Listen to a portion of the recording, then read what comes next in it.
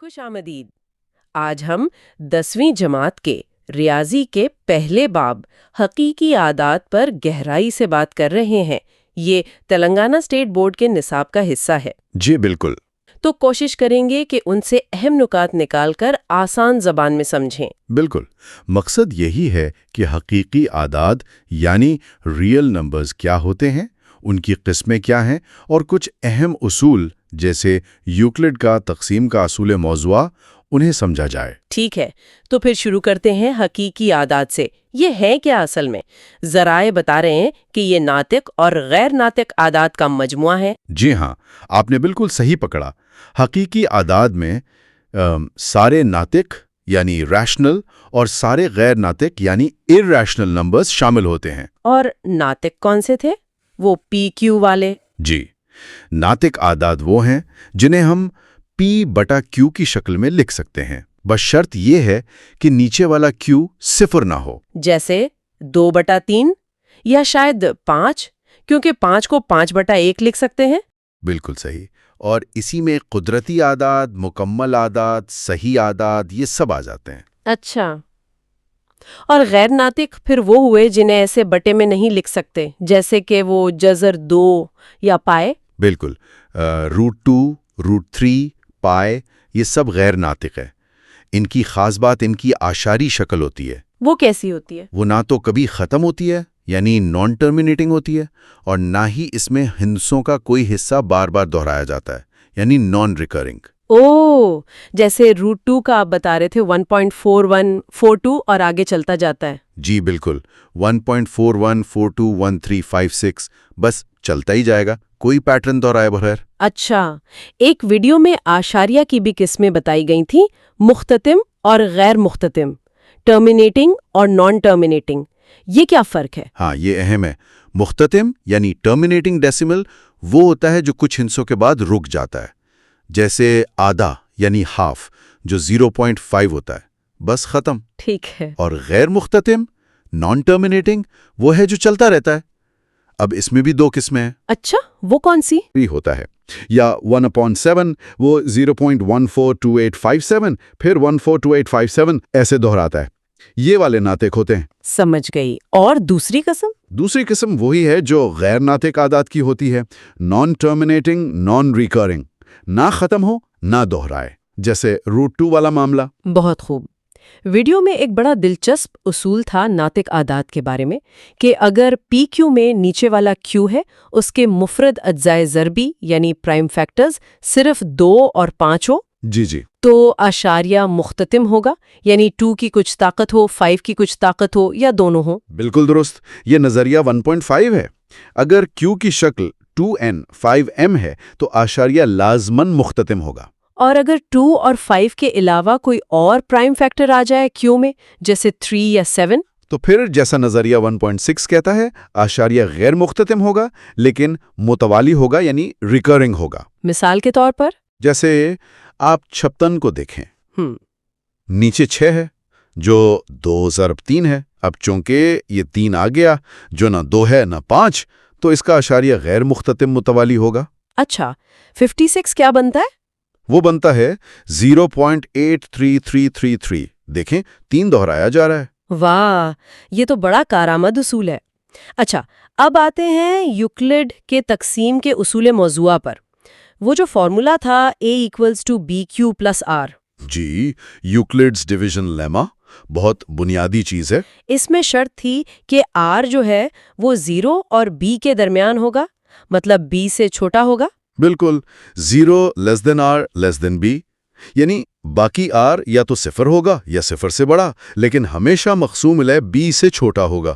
اس کا استعمال کیا ہے؟ یہ تو سادہ سی تقسیم کی بات لگ رہی ہے۔ لگتی سادہ ہے، لیکن یہ بنیاد ہے یوکلڈز کے الگورتھم کی۔ اس اصول کو استعمال کر کے ہم 2 مثبت صحیح اعداد کا عاد اعظم یعنی HCF نکالتے ہیں۔ اوہ، تو HCF اسی سے نکلتا ہے۔ مجھے یاد ہے ویڈیو میں مثال تھی 70 اور 50 کی۔ جی بتائیے، کیا یاد ہے؟ انہوں نے 70 کو 50 سے تقسیم کیا۔ 70 = 50 × 1 + 20۔ باقی 20 بچا۔ ٹھیک۔ پھر پچھلے مقسوم علیہ یعنی 50 کو باقی 20 سے تقسیم کیا۔ 50 مساوی ہے 20 ضربے 2 جمع 10، اب باقی 10 بچا۔ بہت اچھے، آگے؟ پھر 20 کو 10 سے تقسیم کیا، 20 مساوی ہے 10 ضربے 2 جمع 0، باقی 0 آ گیا۔ جی ہاں۔ تو انہوں نے کہا کہ جب باقی 0 آ جائے تو اس سے پچھلے مرحلے کا جو مقسوم علیہ تھا یعنی 10 وہی HCF ہے۔ آپ نے بالکل صحیح سمجھا اور یاد رکھا ہے، یہی یوکلڈ کا الگورتھم ہے۔ یہ عمل دہراتے جانا ہے جب تک باقی 0 نہ ہو جائے۔ آخری غیر صفر باقی سے پہلے والا مقسوم علیہ ہی HCF ہوتا ہے۔ اسی طرح انہوں نے 300 اور 550 کا HCF 50 اور کچھ بڑی رقمیں تھیں 1860 اور 2115، ان کا HCF 155 نکالا تھا۔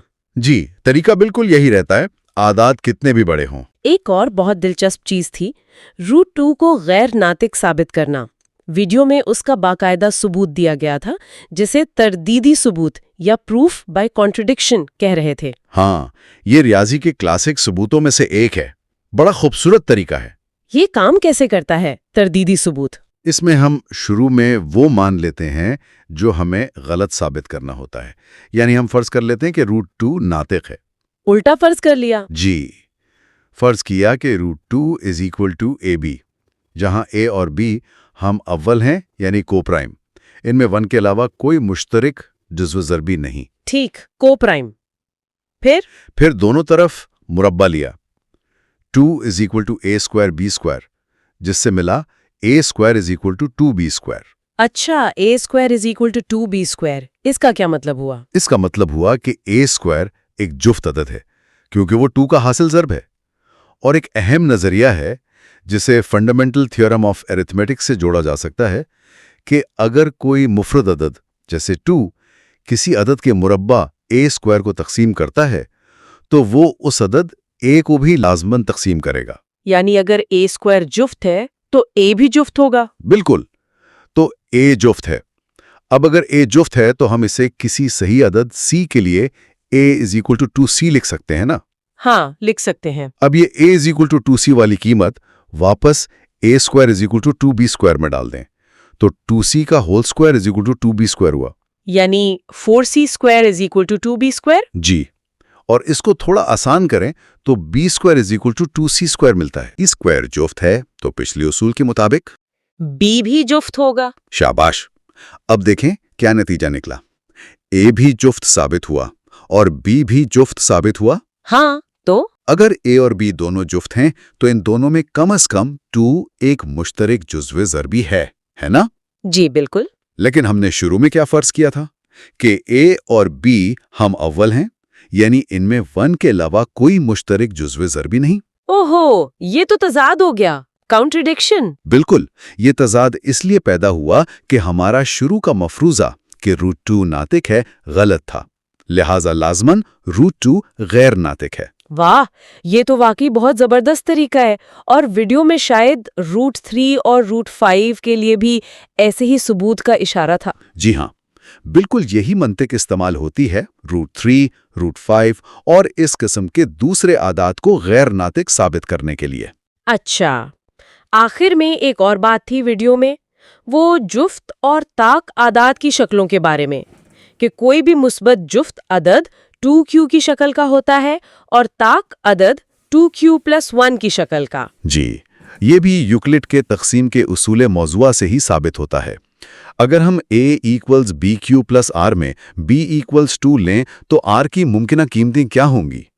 چونکہ R کو B سے چھوٹا ہونا ہے تو اگر B = 2 ہے تو R یا تو 0 ہوگا یا 1۔ بالکل، تو اگر R = 0 ہے تو A = 2Q+0 یعنی A = 2Q۔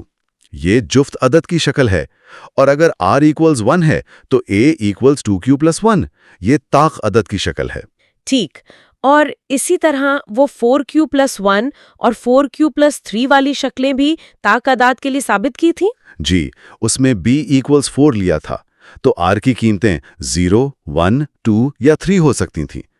ان میں سے 4Q R = 0 اور 4Q+2 R = 2 جفت ہیں، جبکہ 4Q+1 R = 1 اور 4Q+3 R = 3 طاق اعداد کی ممکنہ شکلیں ہیں۔ آج ہم نے حقیقی اعداد کی دنیا کو کافی تفصیل سے دیکھا، ان کی اقسام، اعشاریہ کی خصوصیات، HCF نکالنے کا یوکلڈ کا طریقہ اور √2 جیسے نمبرز کو غیر ناطق ثابت کرنے کا منطقی طریقہ۔